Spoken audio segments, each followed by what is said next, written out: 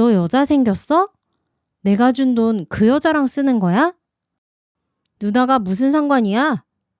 돈을 얼마나 많이 줬다고 이렇게 참견이야? 안녕하세요. 당신의 사연 DJ 당사입니다. 후덥지근한 여름 건강하게 잘 보내고 계신가요? 오늘은 가족 간의 복잡한 관계와 그로 인한 어려움을 다룬 사연을 소개해 드리려고 합니다. 이번 사연은 부모님을 모시며 살아가는 누나와 철없고 막무가내인 남동생 사이의 이야기입니다. 과연 이 가족에게 무슨 일이 있었을까요? 함께 들어보시죠. 안녕하세요, 청취자 여러분. 저는 부모님과 함께 살고 있는 30대 중반의 싱글 여성입니다. 오늘은 제가 동생과 관련된 이야기를 전해드리려고 합니다. 이 이야기를 들으시고 어떻게 해야 할지 조언을 주시면 감사하겠습니다. 얼마 전부터 동생이 저에게 불만을 많이 토로하기 시작했습니다. 누나, 정말 답답해. 부부관계도 없고 마누라랑은 이제 안 맞아. 그래서 월급 통장도 바꿨어. 동생의 얘기를 들으며 저는 이렇게 위로했습니다. 동생아, 결혼 생활은 원래 어려운 부분이 많아. 서로 대화를 많이 하고 이해하려고 노력해야 해. 잠시 시간을 가지면서 서로를 돌아보는 것도 좋을 것 같아. 그리고 저는 그냥 의뢰 부부 사이에 있을 수 있는 일시적인 불만일 거라 생각했죠. 그러던 어느 날 동생이 말했습니다. 누나, 나 이혼할 거야. 추석 전에 다 정리하려고. 그 말을 듣고 너무 놀랐습니다. 이혼은 신중하게 생각해야 해. 정말 이혼밖에 방법이 없다고 생각해? 라고 물으며 저는 동생을 말리기 시작했습니다. 하지만 어쩔 수 없이 받아들여야 했습니다. 이후 올케도 연락이 없고 동생은 짐을 싸들고 집을 나가겠다고 했습니다.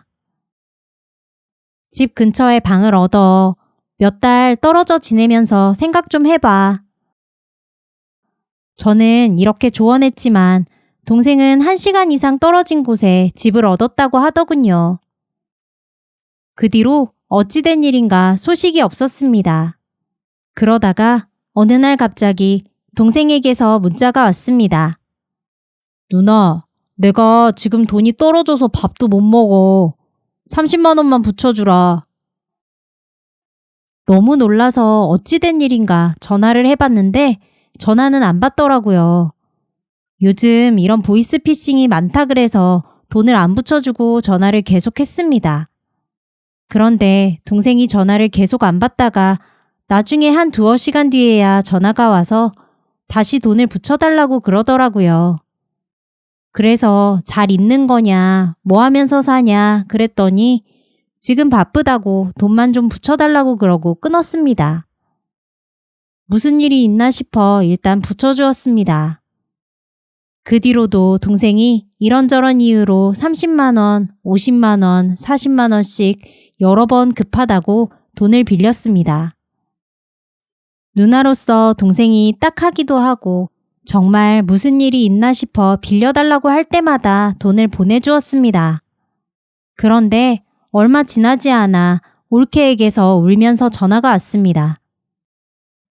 이야기를 나눠보니 동생에게 여자가 생겼고 지금 나가 사는 집에서 그 여자랑 동거를 하고 있다는 소식을 들었습니다.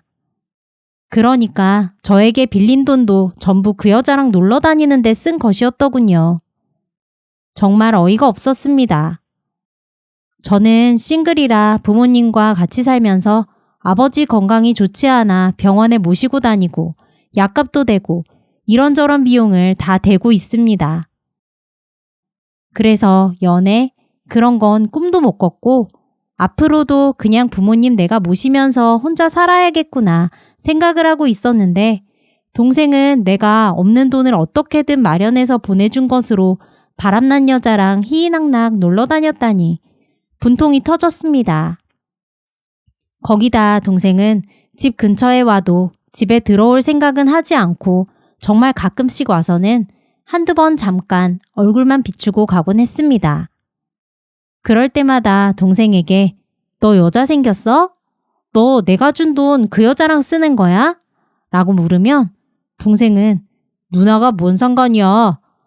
누나가 돈을 얼마나 많이 줬다고 이렇게 참견이야? 라고 기가 막힌 소리를 했습니다. 정말 어이가 없고 답답했습니다. 그러던 중 아버지가 갑자기 돌아가셨습니다. 집이랑 약간의 현금이 아버지 앞으로 되어 있어서 재산 정리를 해야 했는데 동생은 엄마를 모시겠다는 말 한마디 없었습니다. 예전에 동생이 결혼 전 사업을 하겠다고 쇼를 하며 1억 가까이 진 빚을 부모님이 결혼할 때 흠대지 말라고 변제해 주셨었고 결혼할 때는 집 마련에 거기다가 1억을 해주셨습니다. 동생 부부가 이런저런 일이 있을 때마다 소소하게 많이 지원해 주셨죠. 저요? 저는 부모님께 손 벌린 적은 없었습니다. 그리고 동생에게 해준 1억은요. 제가 10여 년간 부모님께 매달 용돈 드린 50만 원을 아버지가 쓰지 않고 열심히 적금 드셔서 만든 목돈이 포함된 1억이랍니다. 저는 이번 기회에 그동안 참아왔던 말들을 하기로 했습니다. 동생아, 이제 엄마는 내가 모실게. 그동안 부모님이 너 많이 도와줬잖아. 어머니 내가 모셔야 되니까 아버지 재산은 너는 받지 마. 그랬더니 동생은 누나, 이런 식으로 계산 다 해놓은 거야? 라며 화를 냈습니다. 동생은 끝까지 양보를 하지 않았고 법적으로도 동생이 받을 수 있는 재산은 저도 어떻게 할 수 없는 것이라 결국 어머니가 5, 제가 2.5, 동생이 2.5 이렇게 재산 분할을 하게 되었습니다. 앞으로 어머니와 함께 살 집을 나눌 수는 없으니 아버지 수중에 있던 모아둔 현금 7천만 원을 동생이 가져갔습니다. 그런데 아버지 49제도 치르기 전에 동생이 갑자기 빚이 있다고 하더군요. 누나, 제발 도와줘. 나 빚 좀 갚아줘. 나 빚쟁이들한테 죽을지도 몰라. 누나, 제발 부탁이야. 그럼 내가 정신 차리고 잘 살아볼게. 제발 누나. 동생이 엉엉 울면서 부탁하더라고요. 무슨 일이냐고 물어보니 동생이 아버지에게 가져간 현금 7천만 원으로 또 사업을 하겠다고 나섰다가 그 짧은 시간에 사기를 당하고 빚까지 진 것이었습니다. 정말 어이가 없었습니다. 또 한편으로는 참 내 동생 불쌍하구나. 어떻게 이렇게 하는 일마다 안 되지? 싶은 마음도 들었습니다. 그래서 생각 좀 해볼게 라고 말했습니다. 동생은 매일같이 애원하는 문자를 보내고 전화를 해댔습니다. 매몰차게 거절도 하고 그러다가 또 마음이 약해져 위로도 하고 참. 그런데 며칠 후 동생이 문자로 빚 리스트를 보내주었습니다. 당장 갚지 않으면 자기 신용불량자 될 거라고 애원하는 내용이었습니다. 정말 정신이 없었어요. 동생이 계속 그렇게 애원을 해대니. 결국 저는 2달 동안 3,500만 원을 줬습니다. 그러다 정신이 돌아와 내가 뭐 하는 거지? 생각했습니다. 그런데 동생은 그런 상황에서도 일은커녕 놀고 있었습니다. 뭐 하느냐고 물어보면 노가다 뛰는데 힘들어서 일주일에 하루 이틀 나가곤 해 라고 이야기하였습니다. 따지고 보면 그냥 노는 게 일상이었죠. 그래서 제가 너 빚 안 갚을 거냐고 물어보니까 그러니까 누나가 좀 도와주라. 제발 동생 살려준다고 생각하고 라고 말하더군요. 더 이상 줄 돈도 없고 줄 수도 없었습니다. 이제 그만하자. 그만해. 나는 도와줄 만큼 도와줬어. 이제 나머지는 네가 갚아. 이렇게 말하고 동생과 연락하지 않고 연락 오는 것도 다 씹었습니다. 그런데도 가끔씩 메시지를 보내 사람을 잡았습니다. 부모 모시는 게 뭐 대단한 일이야? 나 죽을 거야. 번개탄 샀다. 정말 별의별 말을 다 했습니다. 저는 무시하려고 했지만 참 그게 쉬운 게 아니더군요. 혼자 불안해하기도 하고 걱정도 하면서 그래도 답장 안 하고 전화도 안 하고 버텼습니다. 번개탄을 샀다고 한 날 이후에도 매일같이 문자가 와서 죽지는 않았구나 생각했습니다. 그리고 그러다가 얼마 전에 엄마가 뇌경색으로 병원에 입원하셨습니다. 2번 전화해서 엄마 돌아가셨나? 확인하듯 물어보더군요. 아버지가 돌아가셨을 때도 비슷했습니다. 최근에는 또 돈을 달라고 합니다. 어머니 퇴원하셨어? 후유증은 없으셔? 병원비는 어떻게 돼? 이런 걱정은 전혀 없었습니다. 누나 힘들겠다. 말 한마디도 없었죠. 그냥 돈만 달라고 합니다. 이제 저는 정말 생각하기도 싫습니다. 이런 동생을 어떻게 해야 할까요? 정말 답답합니다. 여러분, 제 이야기를 듣고 어떻게 해야 할지 조언 좀 해주세요. 감사합니다. 사연 잘 들으셨나요? 사연자분이 누나로서 사실상 집안의 가장으로 정말 많은 희생과 노력을 기울이고 계시는데 동생이 그러한 누나의 상황과 노력을 전혀 이해하지 못하는 것이 안타깝습니다. 아니, 이해할 생각조차 안 하고 있군요. 사연자분의 어려운 상황에 너무나 안타깝고 동생의 행동이 정말 아쉽고 제가 다 열불이 납니다. 청취자 여러분, 이런 가족 간의 갈등 속에서 우리는 어떻게 해야 할까요? 동생이 더 책임감 있고 성숙한 태도로 변화할 수 있도록 그리고 사연자분의 희생이 헛되지 않도록 하려면 어떻게 해야 할까요? 여러분의 생각을 댓글로 남겨주세요. 여러분의 조언과 격려가 큰 힘이 될 것 같습니다. 이번에는 최근 사회에서 아이를 동반한 부모들을 반기는 곳이 줄어들고 아이들을 피하려는 분위기가 확산되고 있는 반면 자기 자녀를 지나치게 애지중지하는 부모들에 대한 비판도 함께 증가하고 있어 그것과 관련된 사연을 들려드리려고 합니다. 이번 사연을 통해 아이의 행동에 대한 시선이 너무 팍팍한 것인지 아니면 부모가 너무 자신의 아이만을 생각한 것인지 함께 생각하는 시간을 가져보시죠. 안녕하세요. 저는 30대 주부입니다. 남편과 4살 아들, 이렇게 세 식구가 함께 지내고 있어요. 우리 아들은 정말 귀여운 천사예요. 밥을 먹을 때마다 저나 남편이 반찬을 밥 위에 올려주기도 하고 입에 넣어주기도 하는데 가끔은 우리에게도 효도하겠다며 엄마 밥 위에 반찬을 올려주기도 해요. 그런 모습을 볼 때마다 너무 사랑스럽고 자랑스러워서 절로 웃음이 나죠. 아들이 하는 작은 행동 하나하나가 너무 귀여워서 저는 늘 아들을 칭찬하고 오냐오냐 해줍니다. 남편은 가끔 너무 오냐오냐 키우면 안 돼 라고 걱정하지만 저는 이렇게 착한 아들을 더 많이 사랑해주고 아껴줘야지 라고 대답하곤 해요. 아들이 저를 엄마 하고 부르며 안기기만 해도 세상 모든 행복을 다 얻은 기분이랍니다. 얼마 전 가족끼리 외식을 하러 갔던 일이 있었어요. 아들이 스파게티가 먹고 싶다고 해서 근처 양식집으로 갔죠. 우리는 자리를 잡고 앉았는데 바로 옆 테이블에는 젊은 아가씨 2명이 앉아 있었어요. 우리가 옆에 앉자 이 아가씨들은 약간 옆에 앉는 것이 싫은 건지 살짝 인상을 찌푸렸어요. 하지만 자리가 거기밖에 없어 그곳에 앉았죠. 음식을 주문하고 기다리는 동안 아들은 여기저기 둘러보며 호기심 가득한 눈으로 식당을 구경했어요. 아이가 돌아다니고 싶어 엉덩이가 들썩들썩했지만 저는 아이에게 식당에서는 앉아 있는 거야. 알지?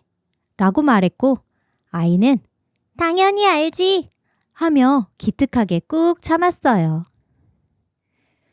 우리가 대화를 하는 동안 옆 테이블에서 우리 아이를 힐끔거렸지만 우리 아이가 너무 귀여워서 그런가 생각하며 대수롭지 않게 생각했어요. 얼마 후 스파게티가 나왔고 아들은 기뻐하며 열심히 먹기 시작했어요.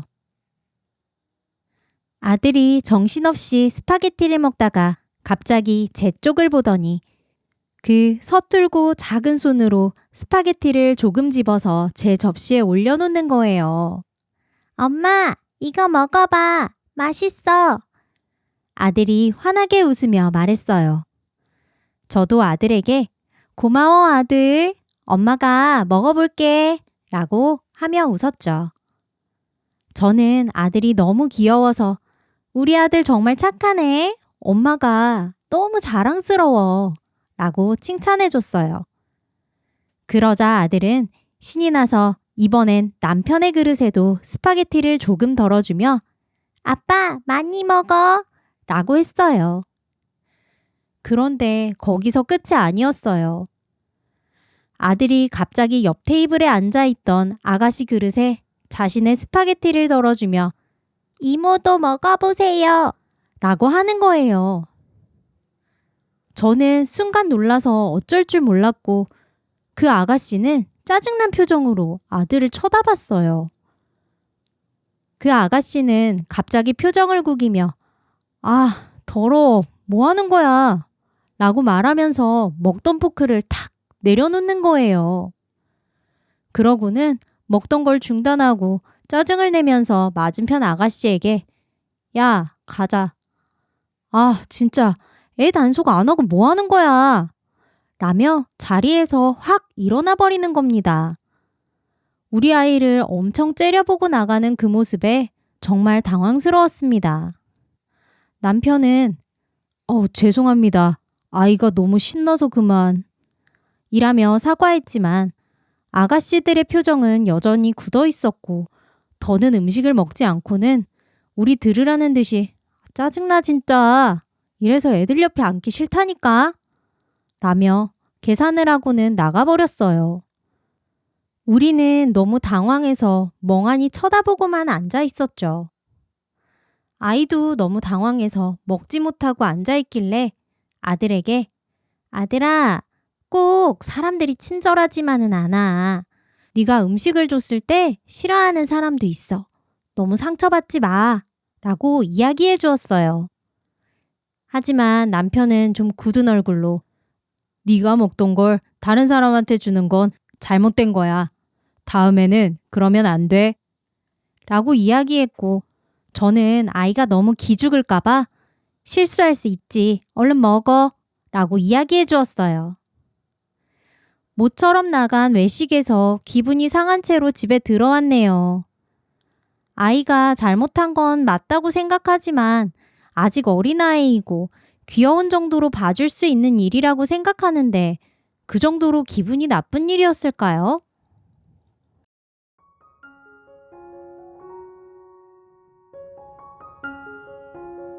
오늘 사연을 들으며 어떤 생각이 드셨나요?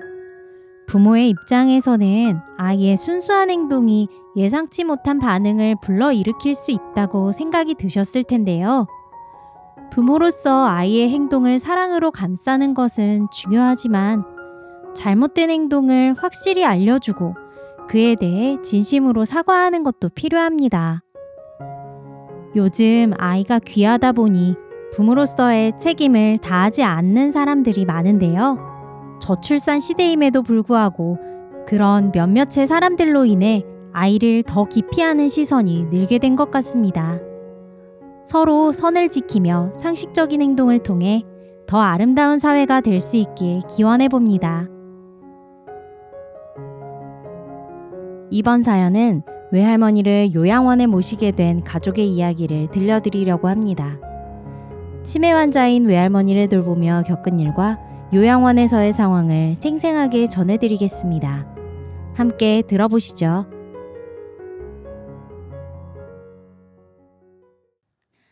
최근 할머니가 치매 진단을 받으시고 삼촌이 주로 할머니를 케어하셨습니다. 하지만 삼촌 혼자서는 감당하기 힘들어지면서 결국 인천에 위치한 요양원에 할머니를 모시게 되었습니다. 할머니가 요양원에 입소하신 후 우리 가족은 매주 면회를 갔습니다. 면회 때마다 할머니의 상태를 살피며 함께 시간을 보냈죠.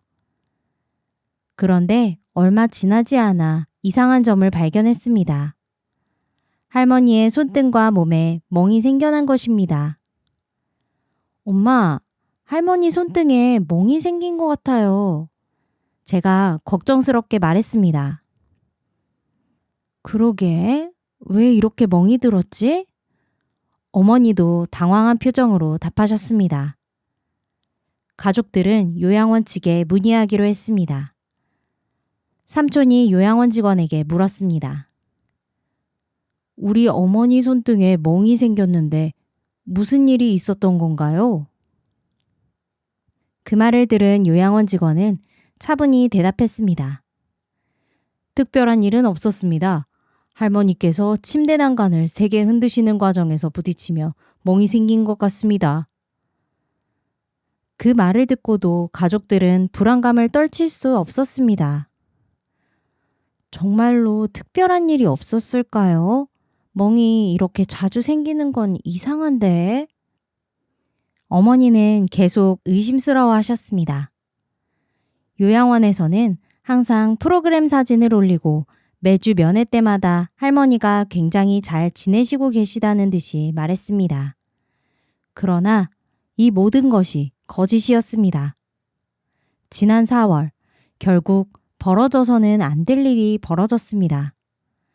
요양원 소속의 요양보호사가 외할머니를 폭행하여 할머니 다리뼈가 부러지는 사건이 발생했습니다. 그로 인해 할머니는 전치 14주의 대퇴골 골절 수술을 받게 되셨어요. 더 이상 잘 지내고 있다던 요양원 측의 말을 믿을 수가 없게 되었고 화가 난 가족들은 요양원 측에 가서 강하게 항의했습니다. 삼촌이 요양원 관계자에게 말했습니다. 우리 어머니가 어떻게 이런 일을 당할 수 있죠? 도대체 무슨 일이 있었던 겁니까? 요양원 측에서는 처음에는 발뺌을 하려 했습니다. 저희도 상황을 조사 중에 있습니다. 조금만 기다려 주시겠습니까? 그러나 상황이 워낙 심각했고 우리 가족도 물러서지 않았습니다. 조사 중이라뇨. 할머니께서 폭행을 당하셨다는 게 분명한데 그동안 뭐 하신 겁니까? 어머니는 울분을 터뜨리며 말했습니다. 우리는 할머니가 머물렀던 기간인 약 5개월치의 CCTV 영상을 요청했지만 요양원 측에서는 CCTV 업데이트 문제로 2개월분만 가지고 있다고 답했습니다. 결국 2개월치의 영상을 받아 모두 확인했습니다. 정말 너무나 어이가 없고 분통이 터지고 뭐라 할 말이 없었습니다. 이게 말이 되는 일인지, 이게 정말 사람이 할 수 있는 짓인지. 사건이 벌어진 당일 영상에는 기저귀를 가는 상황에 요양보호사가 거동이 어려운 외할머니의 다리를 고통을 호소하실 정도로 강한 힘으로 머리 끝까지 올려버리는 장면이 찍혀 있었습니다. 그 장면을 보며 저는 말문이 막혔어요. 어떻게 이런 일이 있을 수 있지? 라는 생각뿐이었어요. 이후 할머니가 계속 고통스러워 하시니 당황한 요양보호사는 다리만 다시 내려놓고 방을 벗어나 버렸습니다. 그 순간의 충격은 말로 다 표현할 수 없을 정도였습니다. 상황의 심각성을 확인한 요양원 측은 요양병원으로 할머니를 후송 후 가족에게 연락을 취해왔습니다. 병원에서 의사 선생님은 허벅지뼈가 부러졌습니다. 분쇄골절로 보이는데 부러진 뼈 모양은 자연 발생이 아니라 인위적인 강한 힘이 발생했을 때 나오는 부분입니다. 라고 말씀하셨습니다. 그 말을 듣는 순간 가슴이 무너지는 듯한 기분이었어요. 어떻게 할머니께 이런 일이 생길 수 있는지 도저히 이해할 수 없었습니다. 요양원에 머무셨던 영상을 확인하다 보니 시설 내에서 폭행을 당하는 상대는 저희 할머니뿐만이 아니라는 사실도 알게 되었습니다. 가해 요양보호사가 출근하는 날이면 기저귀를 갈 때, 활동을 위해 휠체어로 이동할 때 등 모든 순간순간이 얼굴이며 몸이며 폭행의 연속이었던 것이죠. 그 장면들을 보면서 눈물을 멈출 수 없었습니다. 우리 할머니뿐만 아니라 다른 어르신들도 같은 고통을 겪고 있었다니 마음이 찢어질 듯 아팠습니다.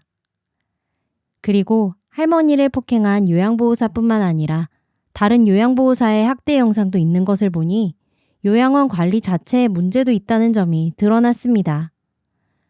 이 사실을 알게 되니 마음이 더욱 무거워졌습니다. 믿고 맡겼던 요양원에서 이런 끔찍한 일들이 벌어지고 있었다니 분노와 슬픔이 뒤섞여 어떻게 대처해야 할지 막막했습니다. 경악을 금치 못할 일이었습니다. 매일 학대를 당하면서도 치매로 인해 정신이 온전치 못한 외할머니는 어떤 일을 당한 건지 상황도 모른 채 아프다는 말만 반복하셨습니다. 그런 할머니를 볼 때마다 너무 마음이 아프고 더 일찍 알아채지 못한 자신이 화가 났습니다. 엄마, 어떻게 이럴 수가 있어요? 할머니가 얼마나 아프셨을까요? 엄마가 이런 고통을 당하셨다니 정말 믿기지가 않아.